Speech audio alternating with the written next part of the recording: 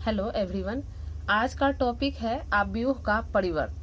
तो आव्यूह का परिवर्त है क्या, पहले इसके बारे में हम लोग जान लें। मान लेते हैं कोई मैट्रिक्स हम लेते हैं, कोई मैट्रिक्स है हमारा, कुछ भी ले लें, 1 2 3 0 4 5 2 3 4, ये हमारा मैट्रिक्स है।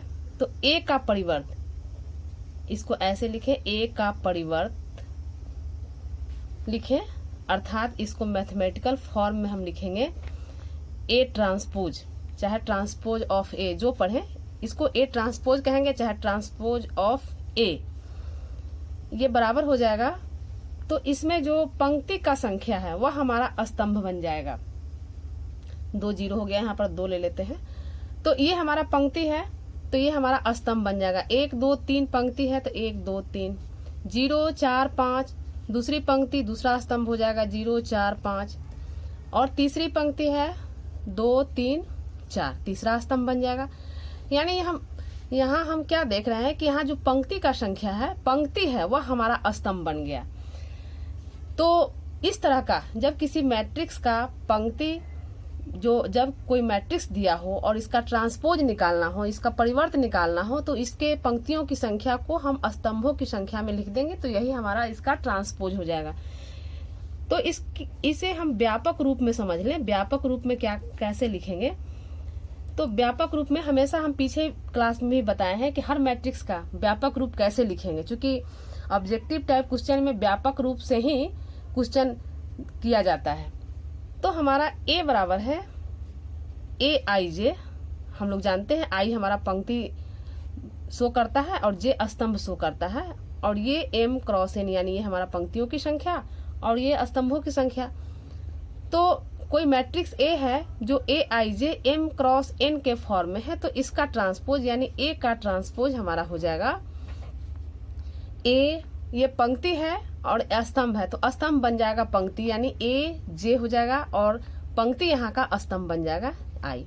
जैसा कि हम यहाँ बताए हैं, जो हमारा पंक्ति था यह स्तंभ बन गया, तो यहाँ जो हमारा पंक्ति आई है तो यहाँ हमारा आई जो है स्तंभ बन गया है, तो यह भी चेंज हो जाएगा, यानी ये हमारा एन क्रॉस एम हो जाएगा।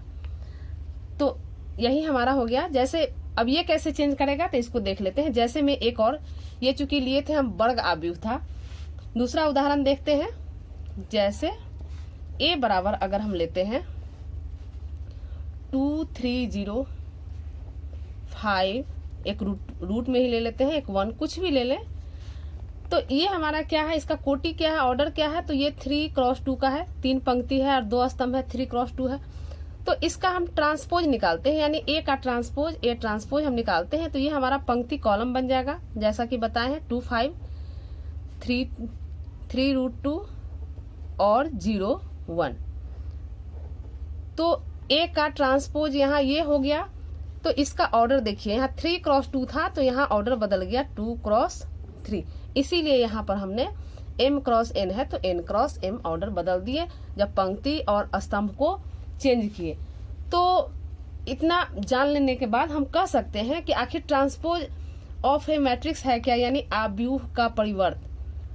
तो इसको मोटा मोटी हम लोग जान ले, आव्यूह का परिवर्त, इसको भाषा के रूप में हम कह सकते हैं कि किसी आव्यूह में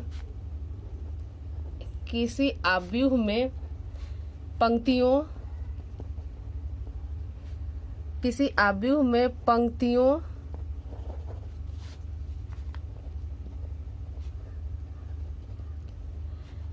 तथा स्तंभों, यहाँ पर देखें पंक्ति और स्तंभ दोनों को परस्पर चेंज किए हैं, तो पंक्तियों तथा स्तंभों के परस्पर विनिमय का मतलब हुआ कि इंटरचेंज करते हैं, तो परस्पर विनिमय को आव्यूह का परिवर्त कहते हैं, आव्यूह का परिवर्त कहते हैं। तो ये आव्यूह का परिवर्त बहुत ही आसान है, यहाँ समझने में भी कहीं कोई दिक्कत नहीं है कि कोई अगर हमारा मैट्रिक्स है तो उसका परिवर्त जो हम निकालते हैं, उसका ट्रांसपोज निकालते हैं, तो हम पंक्तियों को स्तंभों में बदल देते हैं, तो यही हमारा हो गया। यही हमारा आव्यूह का परिवर्त कहलाता है। अब आव्यूह के परिवर्त का कुछ गुण धर्म है, देख लें। आव्यूह के परिवर्त का गुणधर्म क्या गुणधर्म है, देखें।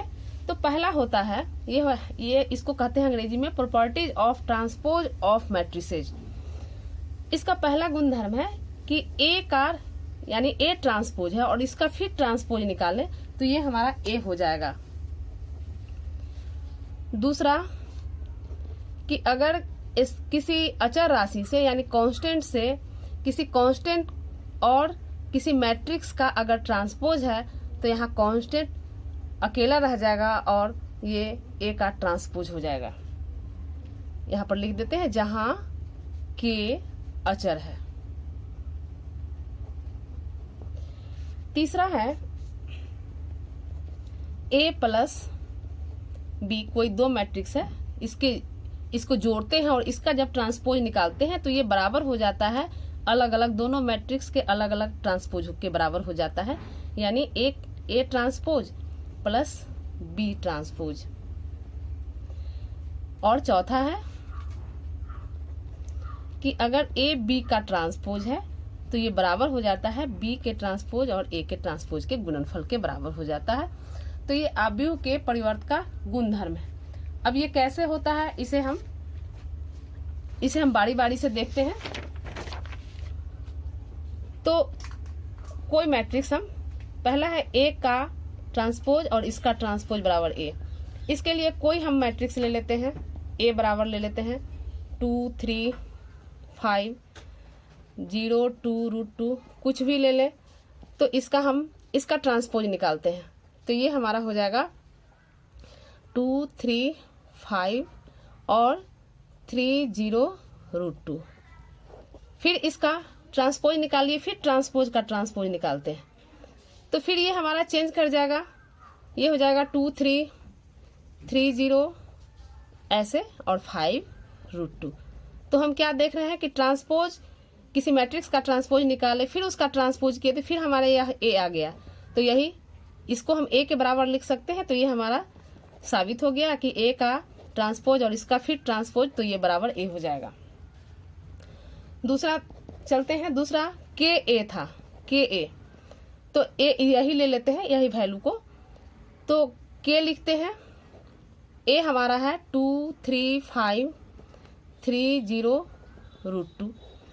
मैट्रिक्स का गुणन हम लोग पीछे पढ़ चुके हैं पिछले क्लास में, उसी नियम से इसको गुना कर देते हैं। ये हमारा 2 के हो गया, 3 के 5 के 3 के 0 और √2 के। अब इसका ट्रांसपोज निकालते हैं, के ए हो गया, इसका ट्रांसपोज निकालते हैं यानी के ए ट्रांसपोज ऑफ के चाहे के ट्रांसपोज। तो ये हमारा जो है पंक्ति स्तंभ बन जाएगा, यानी 2 के 3 के 5 के फिर 3 के 0√2 के। ये हो गया। इसमें से फिर हम के निकाल सकते हैं बाहर, जो मैट्रिक्स का नियम पढ़े पीछे उससे हम बाहर निकाल लेंगे। तो यहाँ पर हमारा 2 3 5 3 0√2। तो ये बराबर, अब चूंकि के बाहर निकल गया, यह ट्रांसपोज यानी इसको हम लिख सकते हैं के, ये हमारा एक का ट्रांसपोज है, जो ट्रांसपोज यहाँ निकाल चुके हैं ये ए के ट्रांसपोज के बराबर है। तो यहाँ लिख सकते हैं इसको के ए का ट्रांसपोज, यानी यह शो किया कि हमारा के ए का ट्रांसपोज जो है वह के इंटू ए के ट्रांसपोज के बराबर हो गया। तो यही हमने प्रूफ किया। तीसरा है हमारा, तीसरा ए प्लस बी, जो हमारा तीसरा यहाँ पर तीसरा पॉइंट था हमारा, ए प्लस बी का ट्रांसपोज बराबर ए के ट्रांसपोज के प्लस बी का ट्रांसपोज। तो तीसरा ए प्लस बी चलते हैं। ए प्लस बी के लिए कोई बी मान लेते हैं, यहाँ पर ले लेते हैं, जैसे ए बराबर वही लिख लेते हैं 2 3 5 3 0√2 और बी बराबर ले लेते हैं, बी बराबर कुछ भी ले लें। ये ध्यान रखेंगे कि यह जिस कोटि का है उसी कोटि का हम लेंगे। तो 1 2 3 0 4 7, यानी ये भी हम 2 × 3 कोटि का ले लिए। दोनों को जोड़ देंगे, क्योंकि योग के लिए कोटि समान होना आवश्यक है। तो a प्लस बी करेंगे, जोड़ हम लोग जान चुके हैं, डायरेक्ट जोड़ देंगे। 2 1 3 हो जाएगा, 3 2 5 और 5 3 8, फिर 3 0 3 0 4 4 हो गया, और √2 और 7, ये हमारा 7√2 हो गया। तो इसका ट्रांसपोज निकाल दें, देयरफॉर a प्लस बी का ट्रांसपोज।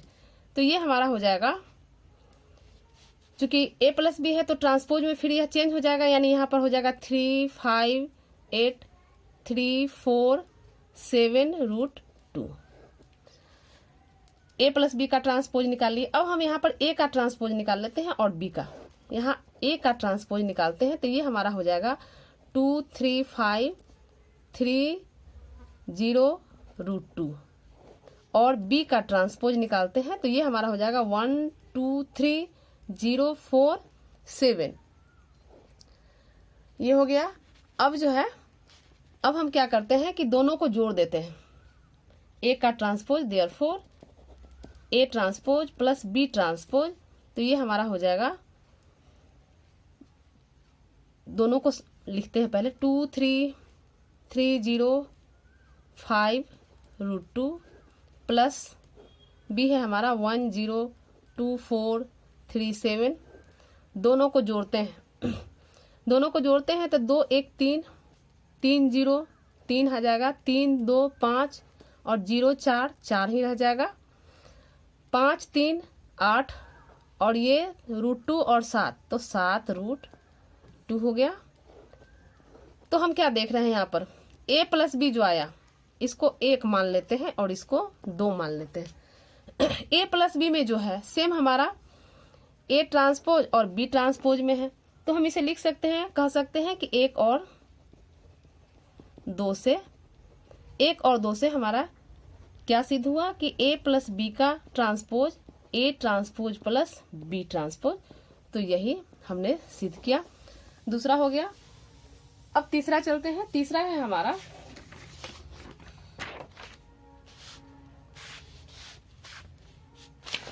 हमारा, ये लेते हैं। तीसरा था कि ए बी का ट्रांसपोज बराबर बी का ट्रांसपोज और ए का ट्रांसपोज, ए बी का ट्रांसपोज तो बी ट्रांसपोज ए ट्रांसपोज। इसके लिए फिर एक ले लेते हैं मैट्रिक्स, ए बराबर मान लेते हैं ए बराबर 2 3 4 5 है, और बी बराबर मान लेते हैं 1 2 3 4, कुछ भी ले लें लेकिन समान कोटि का लेंगे। यहाँ से चूंकि ए बी निकालना है तो कोटि समान हो या न हो, लेकिन स्तंभों की संख्या पंक्तियों की संख्या के बराबर होना चाहिए, तभी हम गुना कर सकते हैं, जैसा कि पीछे हम लोग देख चुके हैं। तो यहाँ ए बी निकालेंगे तो ए बी हमारा हो जाएगा 2 3 4 5 इंटू बी है 1 2 3 4। गुना करते हैं दोनों को, तो गुना करते हैं तो हो जाएगा ये 2 इकाई 2 प्लस 3 तिया 9, यानी 2 प्लस 9, और ये हो जाएगा फिर 2 दूनी 4 और 3 चौका 12, यानी 4 प्लस 12। फिर इसको करते हैं 4 इकाई 4 प्लस 5 तिहाई 15, और फिर 4 दूनी 8 प्लस 5 चौका 20। सॉल्व कर लेते हैं इसको, 9 2 11 12 4 16 15 4 19 और 20 8 28। ये हमने कर लिया। अब इसका ट्रांसपोज निकाल लेते हैं कि यानी ए बी ट्रांसपोज, तो ये हमारा इंटरचेंज कर जाएगा, यानी इसको हम लिख सकते हैं 11 19 16 28। अब ए का ट्रांसपोज और बी का ट्रांसपोज निकाल लेते हैं। तो ए ट्रांसपोज हो जाएगा, ए है हमारा 2 3 4 5, तो इससे हम ए ट्रांसपोज निकाल लेंगे 2 4 3 5। फिर बी हम ऊपर लिए हैं 1 2 3 4, तो ट्रांसपोज हो जाएगा इसका 1 3 2 4। ये हमारा हो गया। अब दोनों को गुना करते हैं, दोनों ट्रांसपोज को, तो बी ट्रांसपोज ए ट्रांसपोज ये बराबर हो जाएगा, बी है 1 3 2 4 और ए है 2 4 3 5। इस दोनों को गुना करते हैं, ये बराबर हो जाएगा, ये 1 2 है, 2 + 9, 2 + 9 ये हो जाएगा 3, फिर 1 का 4 प्लस 3 × 5 = 15, फिर 2 का 2 दूनी 4 + 4 = 12, और फिर 2 का 4 से तो 2 चौका 8 + 4 × 5 = 20। इसको सॉल्व करते हैं, ये हमारा आ जाएगा 9 2 11, 15 4 19, 12 4 16 और ये 28। अब हम क्या देख रहे हैं, ये जो हमारा निकला, ये यहाँ AB का ट्रांसपोज निकाले, इसके बराबर इसको 1 मान लेते हैं और इसको 2 मान लेते हैं। तो 1 और 2 से चूंकि दोनों बराबर निकला है तो हम लिख सकते हैं 1 और 2 से हमें क्या मिला, AB ट्रांसपोज बराबर B ट्रांसपोज A ट्रांसपोज। तो यही हम देखें, सारा गुणधर्म को हमने सिद्ध किया कि गुणधर्म हमारा क्या है। अब हम लोग इस गुणधर्म को याद रखेंगे, नहीं भी याद रखेंगे तो एक्सरसाइज बनाएंगे, अपने आ जाएगा याद। अब अगला हम लोग चलते हैं सममित तथा विषम सममित आव्यूह, ये है क्या। तो लिखते हैं सममित आव्यूह, सममित तथा विषम सममित, विषम सममित आव्यूह। तो सममित आव्यूह है क्या, पहला लेते हैं सममित आव्यूह। सममित आव्यूह, तो ये सममित आव्यूह हो चाहे विषम सममित आव्यूह, तो इसके लिए हम लोग हमेशा ध्यान रखेंगे कि वर्ग आव्यूह, कोई भी आव्यूह लेंगे वर्ग आव्यूह में ही यह हो सकता है। यानी वर्ग आव्यूह जैसा कि हम लोग पीछे पढ़ चुके हैं, जिसमें पंक्तियों की संख्या और स्तंभों की संख्या समान हो, वर्ग आव्यूह होता है। तो वर्ग आव्यूह A ले लिए हम, जो कि इस व्यापक रूप में सममित होगा। यह वर्ग आव्यूह सममित होगा कब, यदि A का ट्रांसपोज, यदि A का ट्रांसपोज जो है A के बराबर हो जाए, यानी A ट्रांसपोज बराबर A, तो इस तरह के आव्यूह को हम सममित आव्यूह कहेंगे। यानी इसको जनरलाइज फॉर्म में लिखेंगे कि AIJ = AJI, यानी पंक्तियों की संख्या और कॉलम की संख्या को बराबर इंटरचेंज करने पर भी हमारा वही आए तो वह हमारा सममित आव्यूह है। जैसे एक उदाहरण ले लेते हैं, जैसे में देखते हैं A बराबर अगर ले लेते हैं 1 2 3, 1 बराबर ऐसा संख्या ले कि उसको हम उसका ट्रांसपोज भी निकाले तो वही आए। इसको कर लेते हैं 5 2 3, दूसरा ले लिए 2√5, कुछ भी ले लेंगे लेकिन ध्यान रखेंगे कि उसका ट्रांसपोज हमारा फिर वही आना चाहिए। इसका ट्रांसपोज निकालते हैं, देखते हैं ये पंक्ति है, इसको हम स्तंभ में लिखते हैं 5 2 3, फिर ये पंक्ति है, इसको स्तंभ में लिखते हैं 2√5 और -1, फिर इस पंक्ति को तीसरे स्तंभ में लिखते हैं 3 -1 1।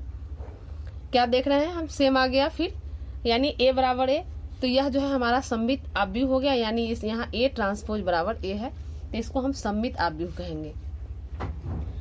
अब दूसरा विषम सममित आव्यूह, विषम सममित आव्यूह, तो ये भी एक वर्ग आव्यूह होगा, लेकिन यह विषम सममित आव्यूह होगा। इसको हम इसी रूप में लिख सकते हैं कि वर्ग आव्यूह A बराबर AIJ, इस जनरल फॉर्म में ध्यान देंगे हमेशा। विषम सममित आव्यूह होगा, विषम सममित आव्यूह होगा कब, तो इसमें यह कंडीशन है कि ये हमारा A का ट्रांसपोज जो है वह -A के बराबर हो जाए। अब इसके लिए एक उदाहरण लेते हैं, उदाहरण से समझते हैं। जैसे अगर हम A बराबर लेते हैं 0 4 5 -4 0 3, कुछ भी ले लेंगे, -5 -3 0, इसका ट्रांसपोज निकालते हैं तो ये हमारा हो जाएगा, फिर ये पंक्ति स्तंभ बन जाएगा, यानी 0 4 5, फिर -4 0 3, तीसरा पंक्ति है -5 -3 और 0। पंक्ति को हम स्तंभ के रूप में लिख लिए। या अब इसको हम ऐसे लिख सकते हैं A ट्रांसपोज, इसमें से माइनस कॉमन निकाल लेते हैं। तो माइनस कॉमन निकालेंगे तो 0 तो हमारा 0 रह जाएगा, ये हमारा 4 5 हो जाएगा, 4 5। ये जो बिना माइनस का है माइनस के साथ आ जाएगा, यानी -4 0, और यहाँ माइनस है तो प्लस हो जाएगा, 3 हो जाएगा। ये हमारा -5 हो जाएगा, ये -3 हो जाएगा, और ये 0 हो जाएगा। ये बराबर माइनस, और ये हम क्या देख रहे हैं कि ये हमारा a आ गया पूरा, तो ये हम लिख सकते हैं -a। तो यहाँ पर क्या साबित हो गया, देयरफॉर a ट्रांसपोज बराबर -a। तो इस तरह के आव्यूह को हम लोग विषम सममित आव्यूह कहेंगे। अब इसके लिए हम लोग कुछ जान लें कि किसी वर्ग आव्यूह a के लिए, नोट में इसको देख लें कि किसी वर्ग आव्यूह a के लिए, कोई वर्ग आव्यूह a है, तो इसके लिए हम हमेशा याद रखेंगे कि a और a ट्रांसपोज को जोड़ेंगे तो यह सममित आव्यूह होगा, सममित आव्यूह होगा। दूसरा कि a में से, यानी किसी मैट्रिक्स से उसी के ट्रांसपोज को अगर घटाएंगे तो ये हमारा हमेशा विषम सममित आव्यूह होगा, विषम सममित आव्यूह।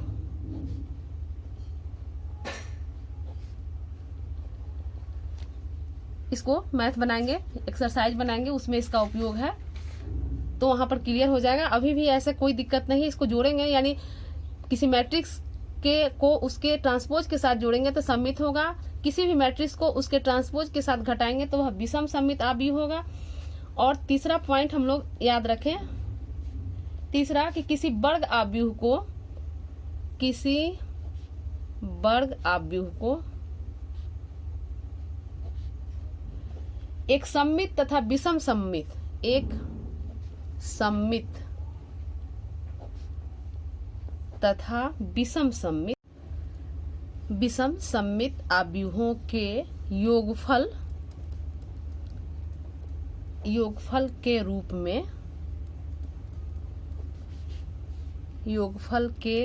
रूप में व्यक्त किया जा सकता है, अर्थात इसे मैथमेटिकल फॉर्म में हम लिख सकते हैं, अर्थात a बराबर 1/2 a plus a transpose plus half into a minus a transpose. तो आज हम पढ़ें आव्यूहों का परिवर्त क्या है, सममित आव्यूह क्या है, विषम सममित आव्यूह क्या है, और सममित और विषम सममित आव्यूह को योगफल के रूप में कैसे लिखते हैं। तो ये आप पूरा अच्छा से देख लें, ताकि हमारा अगला एक्सरसाइज इसी पर आधारित है, तो इसे आप लोग अच्छे से देख लें। हम अगले वीडियो में इसका एक्सरसाइज सॉल्व करेंगे। धन्यवाद।